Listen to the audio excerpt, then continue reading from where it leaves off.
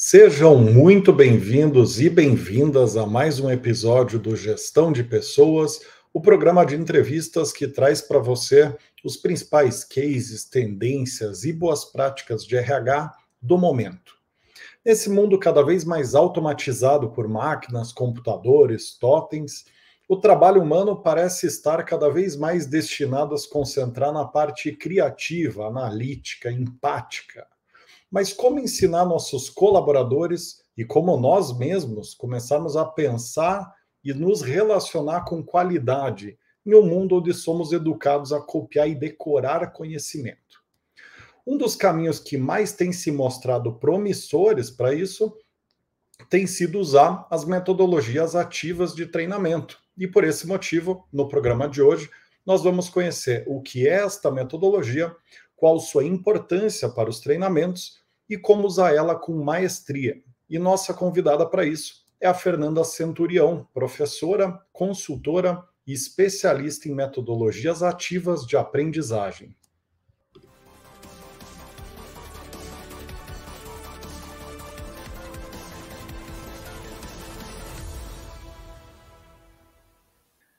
Muito bem, esse programa chega até você com o oferecimento da ForSales, o Executive Search Assessment especializados em vendas e marketing, com um dos maiores níveis de assertividade do mercado, e conta com o apoio do Engage, plataforma de EAD gamificado. Fernanda, seja muitíssimo bem-vinda aqui ao programa, um prazer estar te recebendo.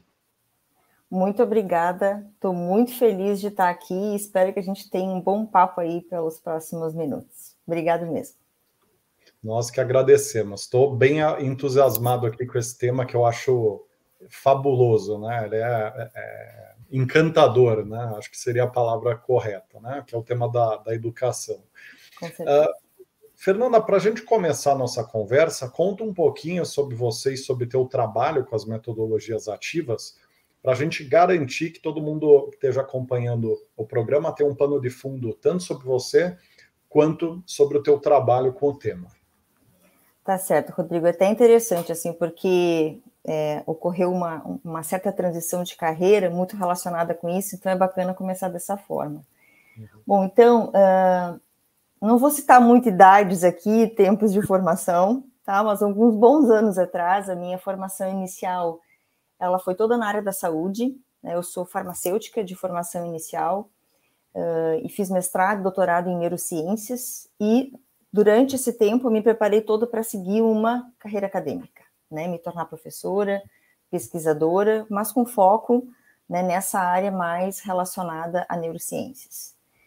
E a transição, a mudança de foco de pesquisa, porque me considero ainda uma pesquisadora hoje em dia, Rodrigo, foi justamente iniciar a minha carreira docente, ou enquanto professora, numa universidade que trazia uma abordagem educacional totalmente focada no desenvolvimento de competências. E para mim aquilo era algo totalmente novo.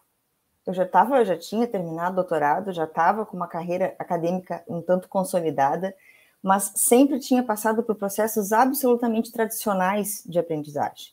Era a primeira vez que eu estava inserida num ambiente que centrava o processo em quem estava aprendendo e não em quem estava ensinando.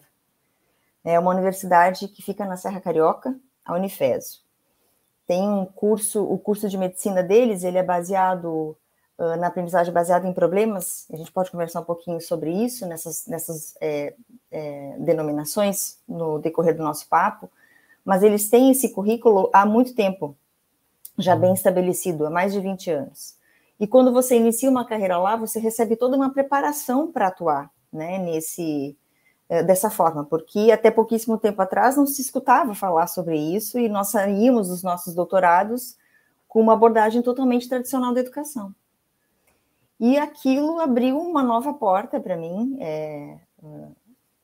veio esse apaixonamento e esse encantamento pela educação, e eu troquei meu foco de pesquisa e passei a estudar educação, porque era gritante a diferença, né, o que eu recebia de resposta dos estudantes numa sala de aula, onde eles eram convidados a pensar, né, e não apenas me escutar, e fui atrás de uma formação mais específica para isso, e acabei encontrando um curso de formação docente em novas metodologias, ainda voltado para a saúde, na PUC-Rio. E nesse período essa especialização durou 1 ano e meio, 2 anos, mas eu fiquei uns bons 5 anos nessa instituição em Teresópolis. Até que fui para uma outra instituição já no Rio de Janeiro, que também trazia uma abordagem altamente inovadora em termos de pedagogia, né? Em termos de andragogia, na verdade, porque era uma educação de ensino superior. Só que nesse local novo, que é a Universidade Celso Lisboa, no Rio, além de atuar como docente, eu fui convidada a participar do time de inovação pedagógica. Então, nesse momento, eu comecei a ter contato com o outro lado, assim, eu comecei a trabalhar com formação de professores, com pesquisa de tendência, com implementação de novos modelos, né? Trazia novas possibilidades, fazia estudos pilotos e tentava entender como isso escalava para um universo de 200 professores, 12 mil alunos, que era o nosso contexto. Mas era um contexto altamente inovador já, tá? A gente já tinha turmas de ensino superior trabalhando o tempo todo em grupos, voltados para projetos, de forma integrada, transdisciplinar, o contexto todo já levava para esse caminho. E a minha entrada em treinamentos de RH e contato com o RH aconteceu nessa época, porque na Celso a gente começou a oferecer uma formação externa em metodologias ativas. E a Celso era referência, né, em inovação pedagógica no Rio. E quando a gente criou esse curso, Rodrigo, na verdade a gente pensou em professores. Só que, para nossa surpresa, a primeira turma era tomada por profissionais de RH, que estavam interessados, né, em entender essa nova forma de se trabalhar com a aprendizagem. Isso em 2017, 2018, por aí. E a gente rapidamente teve que transformar o nosso escopo, né, e conseguir abarcar tanto a educação básica, o ensino superior, mas também a educação corporativa. E aí, nesse momento, eu comecei a estudar de forma mais intencional, né, como que essas abordagens, essas metodologias poderiam também caber dentro de treinamentos corporativos. Acabei encerrando minha temporada, ou minha década no Rio, passei 1 ano em Minas, e aí tendo uma experiência que para mim foi muito importante, totalmente voltada para a educação básica. Liderei o desenvolvimento pedagógico de uma rede de escolas de educação infantil, de educação de ensino fundamental, que eu ainda não tinha tido essa experiência, também voltada para aprendizagem por projetos, metodologias ativas, e até que voltei para o Sul, estou hoje em Porto Alegre, de onde originalmente eu sou, e hoje eu tenho a minha própria consultoria para trabalhar tanto com formação de professores, treinadores, instrutores e também implementação de projetos voltados para a inovação. É isso. Muito legal, muito legal. Eu achei muito curioso que você teve uma intensividade muito grande com educação, né? Chegou até doutorado, quer dizer, você passou uma década estudando, talvez mais, né? Direto, né? Sim. Se for contar mestrado, doutorado, pós, etc. Então esse arco que você formou na tua carreira é realmente muito interessante e reforça a importância do método, inclusive, né? Porque é quase que uma validação da importância, né? Fernanda, perdão, eu achei bem interessante você pedir para eu começar contando de mim, porque assim, não é um discurso, existe essa possibilidade de viver várias carreiras ao longo da vida, né? Nós estamos passando por isso, as pessoas ao nosso redor estão passando por isso, e isso está atrelado no que a gente vai discutir hoje. Por que as metodologias precisam mudar, né? A gente precisa gerar essa capacidade de readaptação. Você sabe que você me fez lembrar do meu irmão, que ele tem uma carreira, está tendo uma carreira parecida com a tua, porque ele é doutor em Direitos Humanos pela UF, e ele é professor de faculdade federal, e passou por uma situação difícil, né, de burnout e tal, e ele está estudando yoga agora, né, e está pensando em mudar para yoga, né, e tem aí 37 anos, né, então mostra um pouco disso, né, do dinamismo das carreiras hoje em dia, né. E até a gente tem que ter coragem de abrir mão, porque assim, eu tenho certeza que ele vai escutar de várias pessoas, que loucura, um professor universitário, Universidade Federal, não pode abrir mão disso. Pode sim, se tiver que abrir mão, vai abrir mão, e vai começar outra coisa. E às vezes até se conectam as coisas, né? Enfim, dali na frente você descobre que você formou um conhecimento que não existia por somar coisas que aparentemente diferentes, né? Mas enfim, Fernanda, para a gente começar a parte mais técnica da conversa, conta para nós quais os tipos de metodologia de treinamento que existem.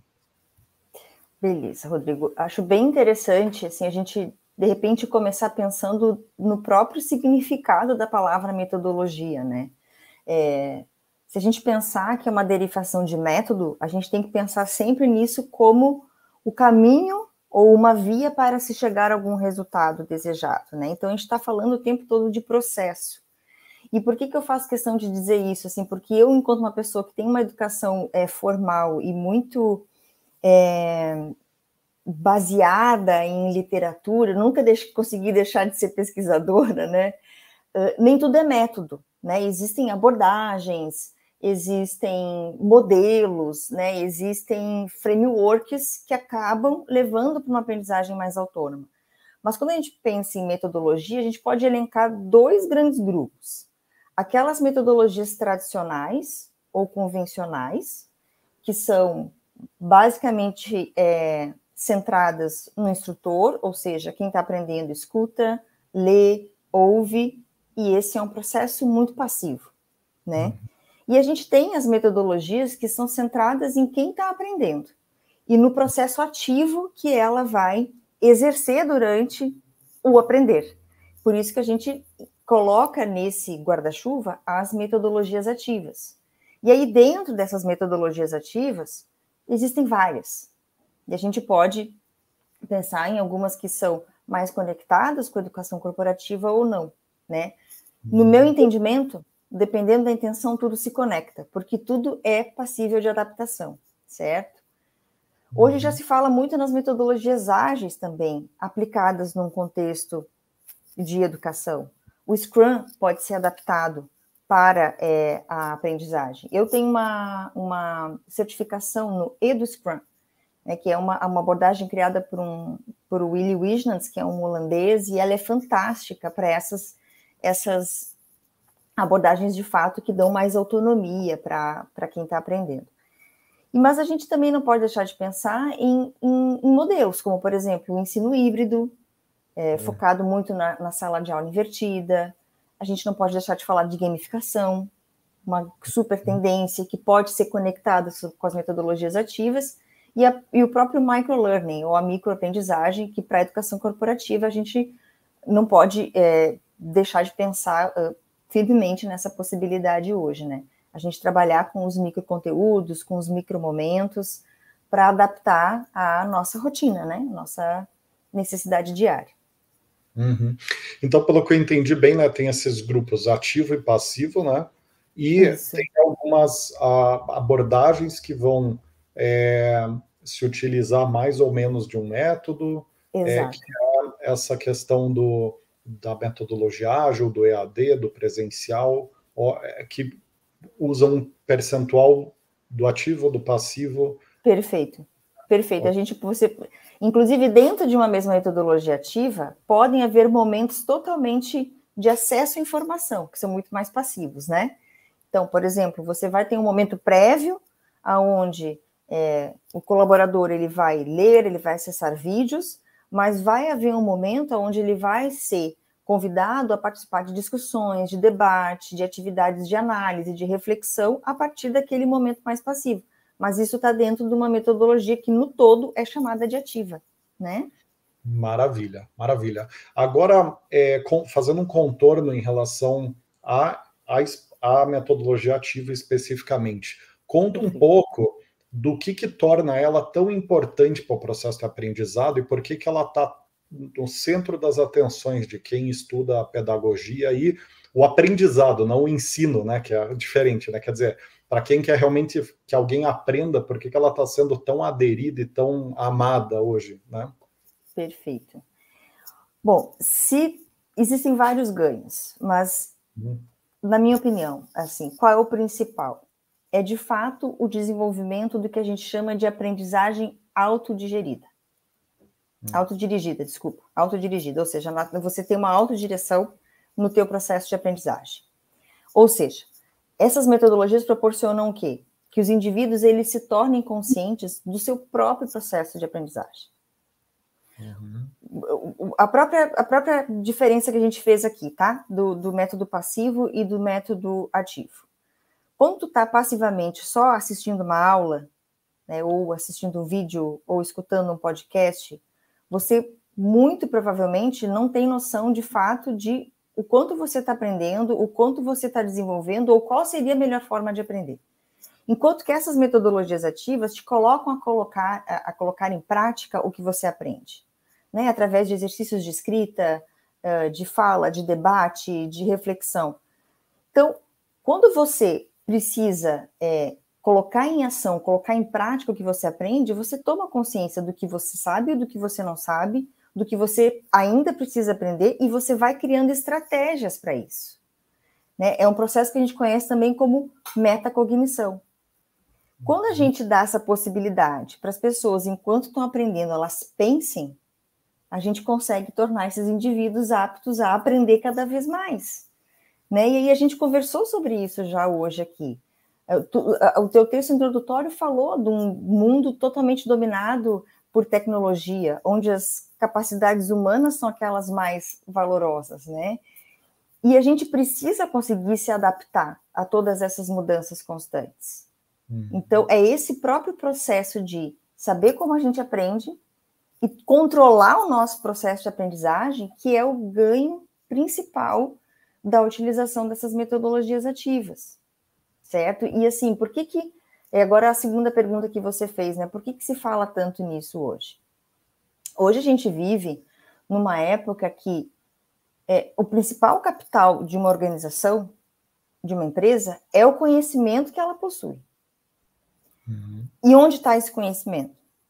Esse conhecimento está nas pessoas que trabalham nesses lugares, na cabeça dessas pessoas, certo? Hoje se exige uma capacidade de inovação e de criação constante, que vai vir a partir da capacidade das pessoas serem criativas, né?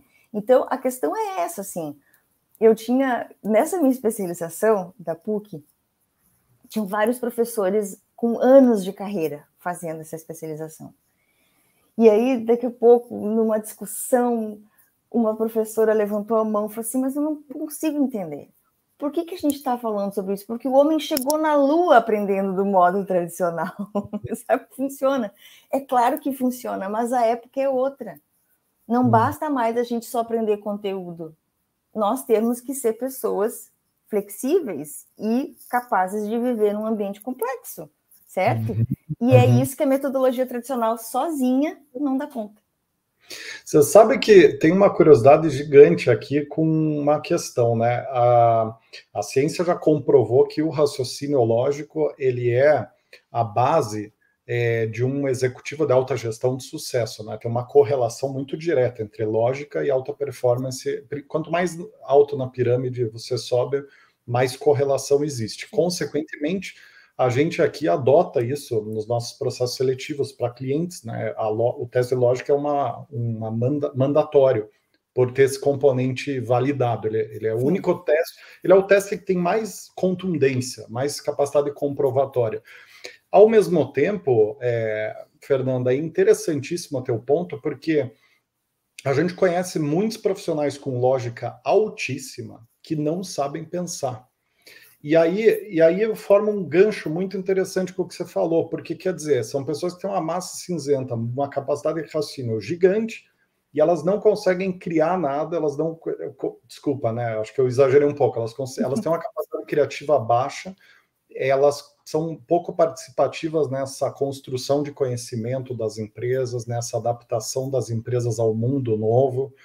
E então, pelo que eu estou entendendo até aqui da conversa, está ficando bem interessante o nosso papo, o que essas pessoas foram chipadas a não pensar, pelo que eu estou entendendo, né? Exato. Então, 2 pontos aí, ó. O primeiro, nações como a China, por exemplo, onde os estudantes têm um altíssimo índice em testes de desempenho, certo? Exercícios de lógica, né? Assim, então, sempre assim, as notas mais altas possíveis, baixíssima capacidade criativa. Começaram a entender que isso precisava mudar e foram buscar pessoas que conseguissem mudar em algum espectro os sistemas educacionais para fomentar mais a criatividade. Então, assim, tem um professor, um pesquisador do MIT, que se chama Resnick, Mitchell Resnick, que é fenomenal. Assim, ele tem um laboratório no MIT voltado à pesquisa de inovação, e o Resnick fala que, para ele, a principal descoberta da humanidade nos últimos 1000 anos foi o jardim de infância. Não foi a lâmpada, não foi o computador, e sim o jardim de infância. E que nós não deveríamos matar este modelo quando a gente sai do jardim de infância.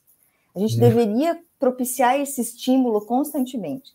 E o que ele tem no MIT é um laboratório voltado para mestrado e doutorado no MIT. E ele não coloca as pessoas para brincar, como no jardim de infância, mas ele rouba elementos do jardim de infância. Porque a criatividade não vem como um raio, assim, de forma espontânea e mágica. Tu tem que propiciar isso, né? E as pessoas têm que criar esse músculo, né? Exercitar esse músculo da criatividade. Então é isso, assim, nações altamente focadas em desempenho começaram a entender que isso não basta. E o outro ponto são as organizações, que começaram a entender. A gente precisa ter trabalhadores criativos e adaptáveis, assim. A gente não consegue mais pensar só nessa rigidez, né, de muito forte nisso, muito forte naquilo. Não, a gente precisa de uma coisa muito mais transdisciplinar. Essa é outra palavra, né, que está na crista da onda agora também. Inclusive, só mais um adendo, eu voltei para a universidade, hoje eu sou uma aluna de graduação novamente. Hoje eu estou fazendo um bacharelado transdisciplinar em Humanidades, Artes e Tecnologia. Existem 2 no Brasil só, porque esse também é outra roupagem que está vindo muito forte de tendência para o futuro, né? A gente conseguir ter essa diversidade, né, na nossa formação. Tem até aquele conceito que usam muito no Vale do Silício da maths, a artes, matemática, dos 4 o STEAM, o STEAM, porque depois entrou, acho que é isso, depois entrou até ciência, tecnologia, engenharia, matemática e artes. Isso de forma integrada. As artes entraram depois. E a engenharia muito no sentido do design, né? Ou seja, os processos do design, né? A ideação, o brainstorm e a prototipação, isso também está para fazer parte do... Bom, a gente pode considerar, Rodrigo, o design thinking uma metodologia ativa usada para a aprendizagem, inclusive.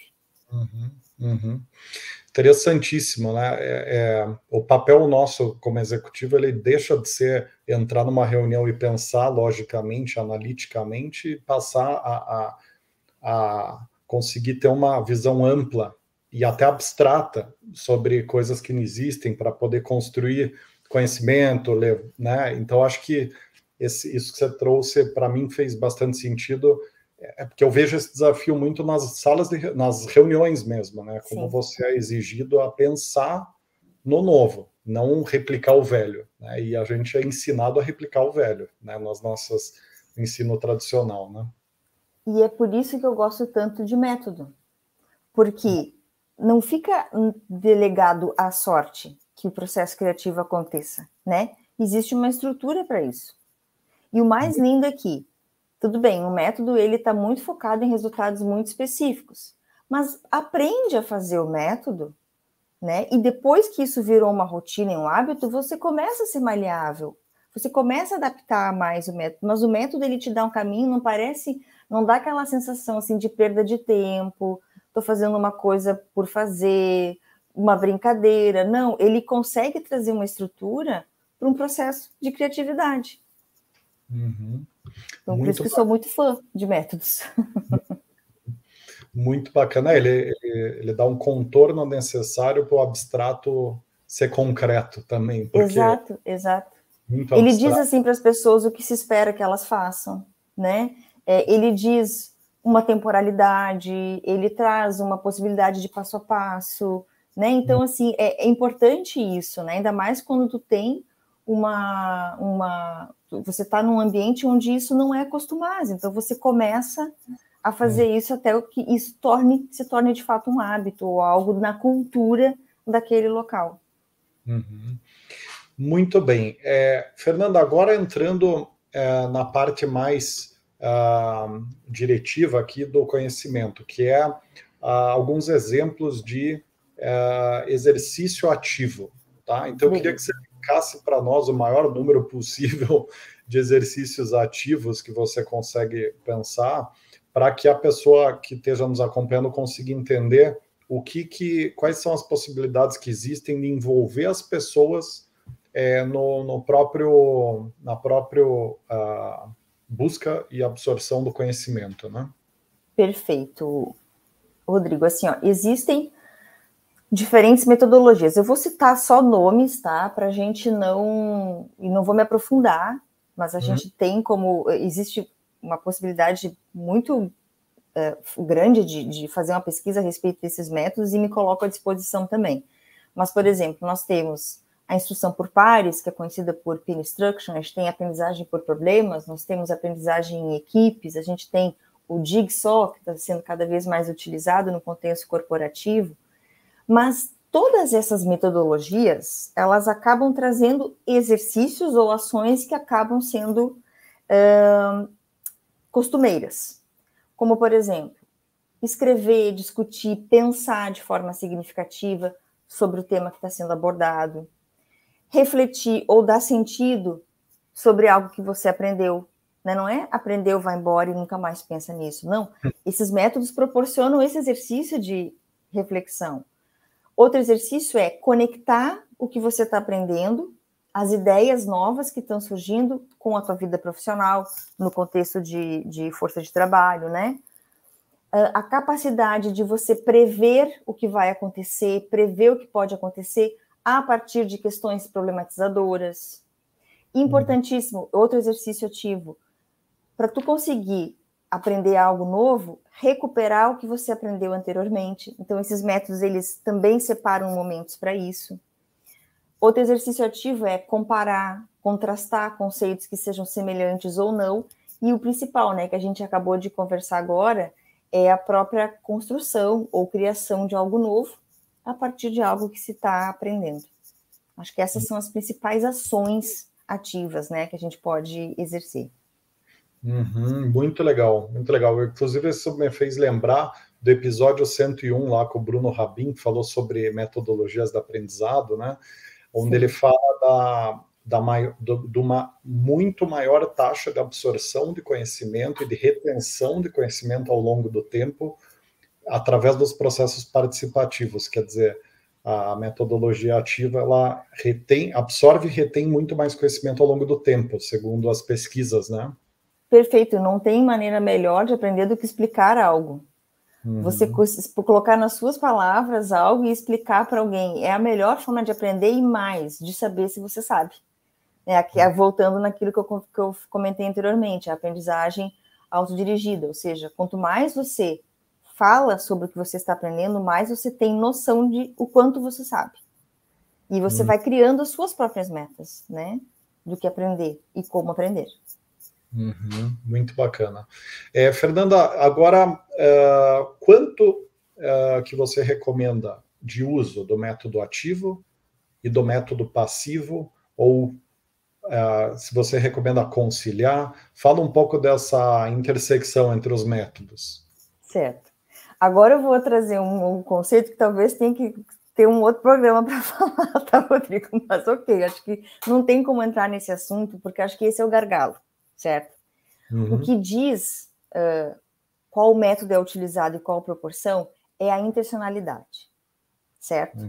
E existe frameworks e existem estratégias para isso. O que eu mais gosto, o que eu mais trabalho e que tem começado a ser mais utilizado no Brasil agora, se chama planejamento reverso.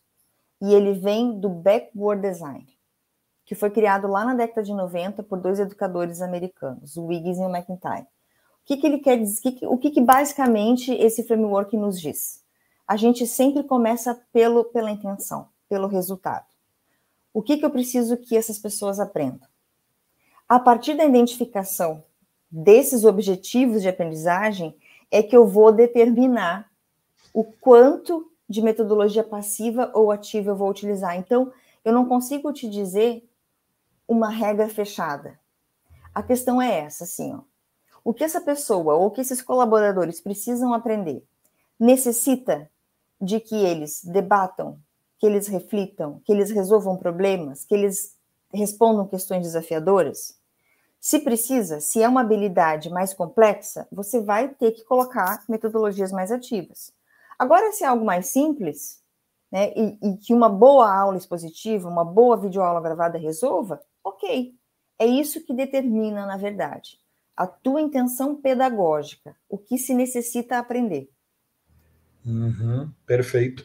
Eu acho que isso se relaciona muito bem com aquele conceito do Bloom's Taxonomy, né? Explica um pouco do que ele é e como que ele interage com essa proposição, você usou um termo com essa intencionalidade, né? Explica um pouco o conceito e como que ele é importante para calibrar a intencionalidade e as ferramentas, né? Perfeito, perfeito. Ó, olha só como essas coisas não são novas, né? Eu puxei um framework lá da década de 90, essas metodologias que eu falei, todas elas praticamente são da década de 60, 70, 90, né? Então, não é que elas são novas, né? A necessidade que se mostra mais urgente agora. E a taxonomia de Bloom também vem lá da final da década de 50, né? A primeira versão. O que o Bloom e outros estudiosos fizeram? Eles basicamente classificaram uma gama de objetivos intelectuais, do mais fácil até o mais difícil. Então, sobre qualquer tema, tá? Liderança. Eu posso aprender coisas muito simples até coisas muito complexas. Eu posso ir do concreto para o abstrato. Eu posso determinar níveis ou camadas de aprofundamento sobre algo. Então, o Bloom, ele categorizou as nossas habilidades cognitivas, as nossas habilidades de pensar, em 6 categorias. Aquelas mais simples é lembrar e compreender. Mas, se a gente vai subir a pirâmide, porque é uma pirâmide, né, a taxonomia de Bloom, tu desenvolve capacidade de quê? De aplicar informação, conteúdo para resolver problemas, analisar, avaliar e criar. Né? Então, no topo está lá, capacidade criativa e capacidade crítica. Né? Existem pessoas, estudiosos da área, que inclusive dizem assim, olha, o criar e o avaliar são equiparados, né? O que é mais importante? Capacidade de criticidade ou criatividade, né? Então, é algo que se conecta. Então, basicamente, ele nos ajuda a pensar sobre isso. Então, quando eu desenho um curso, um treinamento, e lá nos meus objetivos de aprendizagem eu percebo que tudo está no índice de análise, por exemplo, eu preciso, pelo menos, que a maior parte do meu treinamento seja ativa. Tá? Então, assim, vou falar um número que é mágico, mas pode não ser. 70% da experiência tem que ser ativa. Agora, é uma coisa muito simples o que eu quero que as pessoas aprendam. Compreensão, para mim, é o suficiente. Um bom conjunto de videoaulas provavelmente resolve. Né? Então, não existe uma mágica, assim. É tu saber usar a taxonomia de Bloom a teu favor e fazer um bom desenho de treinamento a partir disso. Eu posso inferir, então, que quanto mais no topo do conhecimento, ou seja, quanto mais profundo for a necessidade de conhecimento, mais ativo ele tem que ser, e quanto menos, mais passivo ele pode ser, tá? Perfeito, perfeito. Maravilha. Você então, sabe falar que de uma forma bem simples é isso. Não tem por que falar de forma mais complicada, porque a verdade é essa. Então, já tem um claro direcionamento teu aqui para a nossa audiência de quase que uma matriz aí de trabalho para estruturar um treinamento, né? Quanto mais análise, quanto mais criação, análise for necessário, mais envolver em atividades, em análises, em debates, em coparticipação do aprendizado, né? E aí, esses dois termos que eu usei, essas duas que você trouxe também, para quem quer trabalhar com metodologia ativa, é assim, essencial, não tem como fugir, que é o planejamento reverso e a taxonomia de Bloom. Tem que ficar embaixo do braço para sacar a todo instante. Uhum. Perfeito, perfeito. E, Fernanda, você, agora há pouco você falou ali sobre a questão da temporalidade do conhecimento da metodologia ativa, né? E eu lembrei de uma frase do Paulo Freire, né? Que para quem não conhece tanto, ele é um dos maiores pedagogos da história da humanidade, né? Brasileiro, um dos maiores pedagogos da história, né? E ele fala que lá atrás, né, era de 1900 e alguma coisa, começo da década do século passado, e ele fala que ensinar não é transferir conhecimento, né, mas criar a possibilidade de produzir e construir conhecimento. Então, quer dizer, se ele falou isso em 1960 e a gente não praticou desde então, faz todo sentido que o conhecimento da metodologia ativa não precisa ser tão atual, as bases, né, do conhecimento, porque já estava sendo falado lá atrás, né? A gente então, esses caras estão nos dizendo há tempo, o Dewey, o Vygotsky, o Freire, né? E a gente teimando e não escutar. Aí a tecnologia veio, transformou o mundo de uma maneira que não tem mais como fugir, né? Então, é por isso que agora essas metodologias de décadas atrás começaram a interessar tanto. O mundo se configurou para isso, né? Bacana, bacana. O que confirma como ele é uma referência para a humanidade em pedagogia, né? Não, se tu vai estudar educação, não tem ninguém relevante que não fale dele, assim. Tô lendo autores que eu não tinha tido acesso ainda, como, por exemplo, a Bell Hooks, e estou lendo um dos primeiros livros dela, e Paulo Freire aparece praticamente a cada página, assim. Então, é uma coisa muito impressionante. Esses dias eu vi um vídeo do Howard Gardner, que é o da teoria das múltiplas inteligências, Paulo Freire, né? Então, de fato, é referência. Maravilha. Agora, para fechar essa parte inicial do conhecimento de metodologia ativa, e após isso a gente poder responder alguns dilemas de quem está nos acompanhando e depois falar do estudo de caso, que eu estou bem curioso para entender, pegar alguns exemplos teus de empresas que estão aplicando bem ou aplicando mal e entender por que estão indo bem ou mal, e com isso a gente conseguir usar esse aprendizado de caso, né?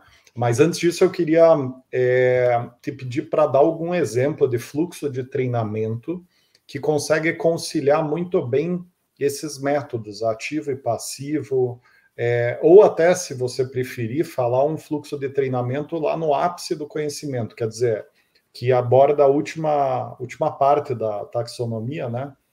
Ou seja, que consegue ser extremamente profundo. Então, exemplifica um fluxo, assim, para a gente ter um desenho mental da aplicação da metodologia ativa, né? Tá, vou fazer o seguinte, então, assim, ó, como eu, de fato, não acredito em pensar o treinamento sem pensar o objetivo, eu vou trazer 2 objetivos conectados a um assunto que qualquer pessoa entende, porque é um assunto geral, é um assunto de história. E a gente faz esse exercício de entender como que esse fluxo pode mudar dramaticamente dependendo de qual objetivo, tá? Então, o tema que eu vou trabalhar com uma determinada turma é Primeira Guerra. E aí eu identifiquei, Rodrigo, que o meu objetivo aí estou falando da parte pedagógica mesmo, né? Então, objetivo de aprendizagem, verbo e objeto de educação, objeto de aprendizagem. Então, listar as causas da Primeira Guerra Mundial. É isso que eu quero que as pessoas aprendam. Esse é meu objetivo. Mas eu tenho uma outra turma que também está trabalhando a Primeira Guerra. E para essa, eu quero que o objetivo seja que eles justifiquem ou que eles defendam as razões que todas as grandes potências deram para entrar na Primeira Guerra. É exatamente o mesmo tema. Só que 2 objetivos de aprendizagem totalmente distintos.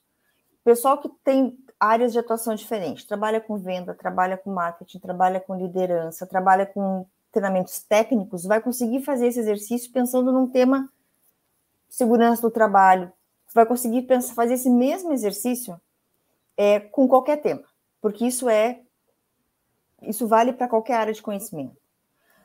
Quando eu pego esse primeiro objetivo, que é listar as causas, eu posso rapidamente fazer uma videoaula no formato de microlearning, que dure 5 minutos e é o suficiente. Encerrei aqui. O meu fluxo é esse. Agora, se eu quero que essas pessoas tenham capacidade de justificar ou defender as causas listadas, eu preciso, dentro do meu fluxo, Rodrigo, criar exercícios onde elas acessem quais são as razões, mas que elas pensem sobre elas. Então, eu tenho que criar questões, né, dentro desse fluxo que direcionem as pessoas para isso. Em algum momento, elas precisam trocar essas ideias e construir os seus argumentos, certo? Então, o meu fluxo, ele vai ser completamente diferente dependendo da minha intenção, da minha intencionalidade pedagógica. Então, é muito difícil, assim, não é uma receita pronta, vem do exercício de pensar taxonomicamente sobre o que tu quer que as pessoas aprendam. Interessantíssimo. Acho que ficou claríssimo aqui. Quer dizer, a construção do fluxo, primeiro ela vai para a intencionalidade, né, que você falou, e depois ela vai cascateando para o... Porque, pensando no fluxo, tá? Então, vamos supor aqui, que a gente pega o segundo objetivo, defender as razões. Primeiro, eles precisam saber quais são as razões, que é aquele objetivo único lá. Eu posso fazer isso através de uma sala de aula invertida. Eu mando o vídeo para eles assistirem no celular, em casa, 5 minutos. Quando eles vão para uma sala de aula, que pode ser virtual, que pode ser presencial, eu vou ter criado uma estratégia de debate e argumentação e eles consigam começar a desenvolver esse raciocínio de justificativa, de avaliação. Né? Então, o fluxo depende disso. O que eu queria mesmo saber era como evitar a Terceira Guerra Mundial, né? Não sei, pena que a gente não pensou sobre isso na sala de aula quando a gente estudou a Segunda Guerra Mundial. Pena que a gente não começou a pensar em modelos novos de educação, em formar pessoas críticas com mais tempo, né? É verdade. Porque as situações se repetem, né? Então, com certeza, os motivos são muito parecidos, as explicações dadas sempre se repetem, sim, mas a causa raiz, eu acho que não fica oculta, né? E a gente não pensa e não é ensinado sobre isso. Então, quando acontece essas situações que a gente está vivendo hoje, a gente não sabe de onde veio, para onde vai, né? Exato. Enfim, por falta de exercício de análise, de entender realmente a fundo o que aconteceu no passado, né? Exatamente. E, Fernando, agora entrando em dilemas comuns da prática da metodologia ativa ou passiva, enfim, do aprendizado, né? Sim. Uma das questões que tem sido mais comuns hoje no em aprendizado é usar curso 100% online assíncrono, né? Quer dizer, você grava ali o vídeo, manda a pessoa ver, né? E não tem interação nenhuma em tempo real com ninguém, né? No máximo num fórum, né? Certo. Isso funciona na prática para o aluno? Acho que você já respondeu parcialmente, mas só para ficar claro aqui a tua resposta, né? Provavelmente, se a gente trabalhar só nesse formato, né, Rodrigo, a gente vai ficar no nosso dilema de nós não vamos conseguir alcançar níveis mais complexos, né, de desenvolvimento de habilidades. E nem a habilidade mais importante a ser trabalhada no mundo de hoje, que é o aprender a aprender. Né? Então, provavelmente, a gente não vai conseguir alcançar esses níveis. Mas a boa notícia é que tem como fazer aprendizagem ativa também com curso 100% online. Isso é uma possibilidade. Vamos explorar essa janela que você abriu, então. Explica um pouco de como criar essa estrutura ativa nesse treinamento gravado e assíncrono. Né? Por exemplo, vamos sempre ter em mente uma tríade quando a gente pensa em aprendizagem ativa, que é aplicação, feedback, reflexão. É isso que a gente precisa ter. Certo? Quando a gente pensa em cursos online 100% assíncronos, a gente consegue também ter essa estrutura. Ter acesso a uma informação, aprender, aplicar essa informação, ter feedback sobre essa informação e refletir. Isso é o que a gente precisa. Então, vamos tentar esmiuçar essas 4 etapas e se a gente consegue fazer isso num curso 100% assíncrono gravado, certo? Então, assim, o que é importante? Quando você dá acesso à informação, que a gente pensa nesse aprender, né, pela primeira vez, ter contato com algo novo que você está aprendendo, isso sim pode vir por vídeo, pode vir por texto, pode vir por áudio. Mas ele precisa vir acompanhado de muito perto, Rodrigo, por algo que aguce a curiosidade, que desperte a necessidade de aprender o que está por vir adiante. A gente chama isso na educação de âncora. Tem que imputar algo que dê esse senso de motivação e de necessidade para quem está aprendendo. E mais do que isso, a gente pode trazer estratégias que conecte isso que está vindo de novo com o que foi aprendido anteriormente, e a gente pode já criar perguntas de desafio que vão direcionando as pessoas, né, para o lugar, para a nossa intenção pedagógica. Isso pode vir dentro de uma plataforma de aprendizagem totalmente assíncrona. São perguntas, são estratégias. O importante é não ter só aquele vídeo chapado e ser essa a única forma.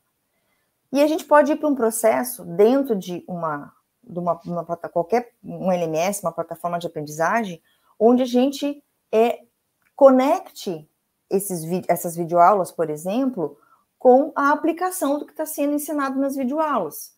Resolução de problemas, resolução de desafios, aplicação imediata do que se aprende em soluções ou em situações novas. Pode ser até com outro vídeo, outra videoaula, mas agora de uma provocação, certo? E o mais importante, a pessoa que aprende precisa de feedback imediato, contínuo, constante. Isso também pode ser feito através de plataformas totalmente remotas, virtuais de aprendizagem. E por exemplo, agora eu estou prestando uma consultoria para algo totalmente inusitado, que é um curso de pré-vestibular, que está interessado em trazer abordagens mais inovadoras e entrar no digital. Então, algumas disciplinas foram totalmente transportadas para o formato digital. E num primeiro momento, Rodrigo, existia um momento síncrono de debate entre os alunos e o professor. Então, eles assistiam as videoaulas e iam debater com o professor. Os próprios estudantes pediram que tudo fosse gravado. Qual foi a nossa solução para não abrir mão do ciclo, né, de aprendizagem ativa? Eles assistiam as videoaulas, eles tinham os problemas para resolver na própria plataforma de aprendizagem, e o feedback vinha no formato de outras videoaulas, mas com um formato totalmente diferente e destinada a dar as respostas para os problemas de forma crítica, analítica, explicativa. Então, tudo assíncrono, no tempo do aluno. E só que a gente precisa também pensar no processo de reflexão, e que pode ser assíncrono também.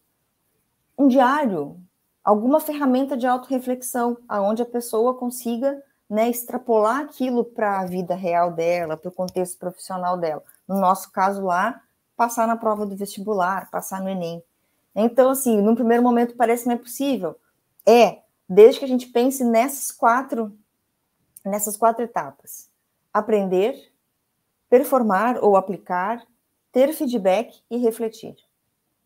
Online, presencial, assíncrono, síncrono, a gente consegue se a gente tiver um bom design de experiências de aprendizagem. Sensacional, sensacional. Acabei falando demais, mas sei que eu pensei no exemplo aqui na hora agora. Não, genial, é isso. Genial. Acho que você conseguiu ilustrar muito bem aqui, avançar muito bem o conhecimento aqui que você está construindo. Inclusive, você me tirou um peso enorme das minhas costas, que eu estou falando... Já falei até em terapia disso, olha só. Eu não passei um ano do meu envolvimento com o sistema educacional sem recuperação. Até no MBA eu peguei recuperação, né?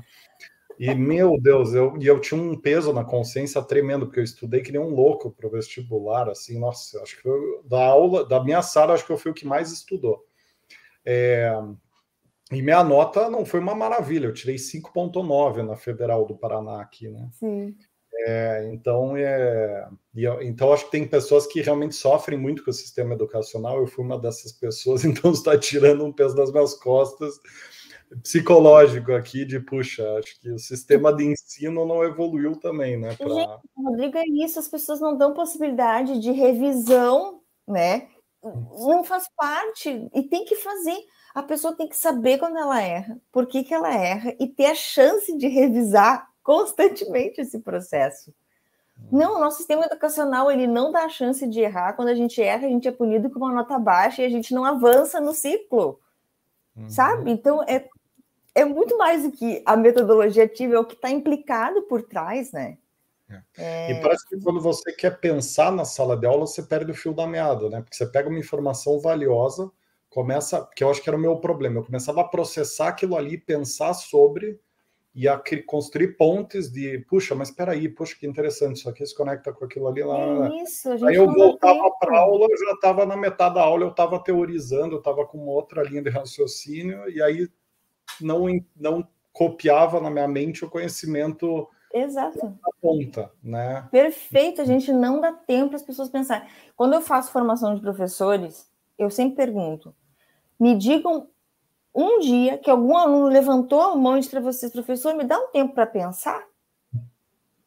Alguém já passou por essa experiência? E todo mundo sempre, né? Que é isso? Quando tu escapou e o professor está lá na frente e tu não recupera mais, tu não volta mais. É exatamente isso.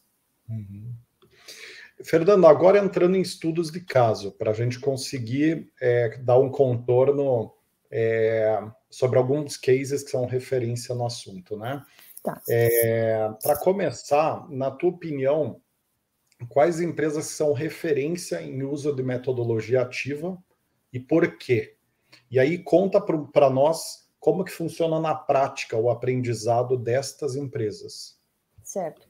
Eu vou fazer o seguinte, Rodrigo, eu vou citar 2 exemplos, assim, um que eu participei, tá, do processo de implementação, o outro que eu tive acesso há pouco tempo agora, porque eu participei de um evento de aprendizagem onde a responsável pelo projeto estava junto. Então, assim, eu me sinto mais à vontade de falar desses que eu tenho conhecimento de como a coisa se configurou ou porque eu tive acesso a pessoas muito próximas que participaram da implementação.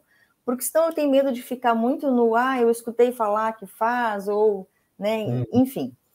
Mas assim, por exemplo, no ano passado, nós fomos convidados, eu, o meu sócio e minha antiga sócia, para fazer uma formação de metodologias ativas para a Rede DOR. A Rede DOR hoje conta com quase 70 hospitais no Brasil, eles contam com um quantitativo de 69.500 colaboradores, fora os terceirizados e PJs, né? É uma complexidade tremenda, distribuídos pelo Brasil. Então, qual foi a estratégia deles? Assim, é uma organização que depende de muitas formações de cunho técnico, né? E essas formações precisam ser constantes. Então, tem aquelas formações que são muito destinadas aos upskills, claro, mas tem as formações de cunho técnico mesmo, o pessoal que está na ponta, que está dentro dos hospitais. Então, o que a responsável pela área fez? Nos chamou e a gente foi para o Rio, a gente já estava aqui em Porto Alegre, e fez uma formação para os treinadores, ou seja, os responsáveis pela implementação desses treinamentos técnicos. Então, a gente não foi para a ponta, a gente não foi para dentro dos hospitais, não. A gente capacitou em metodologias ativas o grupo de pessoas responsáveis pela criação dos treinamentos da rede. Certo? E acho que essa é uma estratégia extremamente válida para uma empresa que tem a complexidade que a Rede DOR tem. E foi mais, assim, a gente teve contato com eles anteriormente para tentar fazer uma formação muito personalizada. Então, eles deram acesso para a gente, por exemplo, a uma trilha de liderança que eles estavam construindo e não tinha sido rodada ainda. Porque eles queriam entender especificamente para a realidade deles quais eram as metodologias cabíveis. Então, dentro de a gente ficou lá 2 dias inteiros, então dentro de um dado momento, a gente disse, uma possibilidade de trabalhar essa trilha é com essa metodologia aqui. E aí, rodamos com eles. E assim, Rodrigo, o nosso formato de formação, e é por isso que eles nos chamaram, a gente trabalha com homologia de processos. Então, se você vai ser treinado numa metodologia ativa específica, você vivencia a metodologia. Você aprende através da metodologia. E é por isso que a gente tem esse grande déficit de educação hoje. Porque a gente quer que professores e instrutores utilizem metodologia ativa, mas eles aprendem de forma passiva. Né? Então, a rede apostou nisso.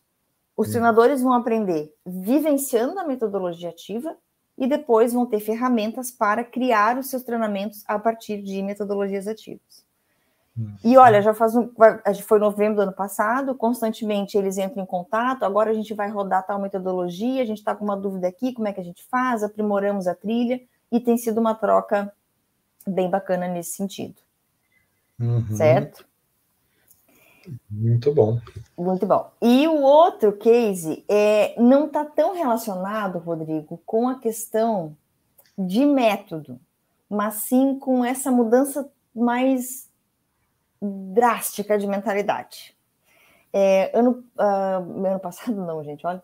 Mês passado, eu participei de um evento sobre transformar os ambientes de trabalho em espaços de aprendizagem. E junto, no mesmo bate-papo comigo, estava uma das responsáveis por educação do iFood. E esse evento foi promovido pela Sputnik, que trabalha com educação corporativa no contexto de inovação. E muito interessante o que eles fizeram dentro do iFood, Rodrigo. Eles começaram a entender os processos de treinamento de uma lógica totalmente diferenciada. Primeiro, não é um curso pontual que vai resolver. O processo é contínuo. A adesão depende do engajamento, da motivação, da necessidade que os colaboradores têm de aprender. Então, o que eles fizeram? Eles descentralizaram toda a verba voltada para a educação. Então, essa verba ela é destinada hoje, desde há quase um ano, individualmente para cada funcionário. Então, cada liderado se reúne com o seu líder e cria o seu plano de desenvolvimento individual. Identifica quais são as habilidades que precisam ser desenvolvidas, aquelas que não precisam naquele momento, e trilha um percurso de acordo com as suas necessidades, os seus interesses. E aí tem verba para curso de curta duração, tem verba para pós-graduação, graduação, compra de livro, participação de eventos, mas parte de uma própria autonomia em relação ao que o funcionário precisa aprender. E como é que eles chegaram na Sputnik? Porque, num determinado momento, um grupo de funcionários entendeu que precisava criar uma comunidade em busca de uma certa habilidade. E aí eles apresentaram para a liderança que eles queriam chamar a Sputnik. A liderança aprovou, chamaram, e o curso aconteceu lá dentro, por iniciativa dos liderados. Né? Então, é toda uma cultura, uma mentalidade que muda em termos de educação dentro de uma empresa. Muito bacana, Fernanda. Poxa, queria que essa conversa durasse muito mais aqui, porque é um tema muito legal e muito importante, né? Enquanto você estava falando, eu fiquei pensando em como ele tem o potencial de mudar até o país, né? O país que a gente vive, né? Fazer uma transformação social, de capacidade de criação de novas empresas, novas tecnologias, tudo, né? Exato. Um senso de maior igualdade social, não, porque a gente começa a ter mais capacidade crítica, né, em relação ao contexto que a gente vive. Faz bastante sentido, né? Quer dizer, você expor, às vezes as pessoas de menor renda não têm uma exposição a situações tão diversas que façam ela desenvolver a cognição, essa capacidade de análise, né? Exato. E você dá essa possibilidade. Tem até uma questão de democratizar a análise crítica, né? Acho que a análise crítica é elitizada no mundo, né? Exato. E através de um ensino mais participativo, desenvolver a análise nas camadas mais pobres é uma forma de equidade social também. Exato, né? Com certeza. Fernanda, antes de encerrar, eu queria passar a palavra para você, não poderia deixar de fazer isso, para você fazer suas considerações finais aqui, porque eu acho que a gente falou de bastante coisa, você deu bastante exemplo, falou bastante de como fazer, e eu quero que você, se tiver alguma coisa que você não falou, que você está lembrando, que pensa, puxa, eu devia ter falado isso, a hora é agora. Tá certo. Difícil, assim, mas eu acho, Rodrigo, que o importante é, antes de pensar nas metodologias, é pensar na nossa concepção do que é aprendizagem.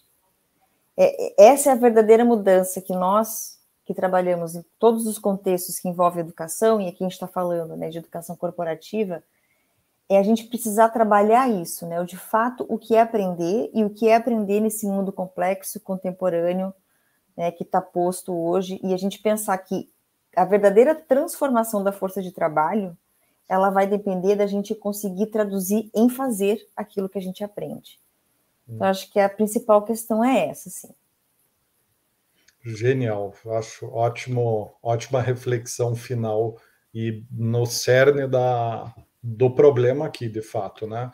Fernanda, muito obrigado mesmo aqui pelo teu tempo, tua participação com a pauta. Infelizmente, a gente chegou ao final aqui desse episódio do Gestão de Pessoas. Espero que vocês tenham gostado tanto quanto eu dessa conversa. E muito obrigado mais uma vez por você estar aqui conosco, Fernanda. Para quem está acompanhando aqui pela primeira vez, não deixa de seguir a Forceus nas redes sociais e acompanhar de perto todos os conteúdos exclusivos que o nosso time de redação gera e nossos headhunters e consultores geram semanalmente sobre recrutamento, seleção e RH como um todo. Nos vemos no próximo episódio. Um abraço a todos e todas e até lá!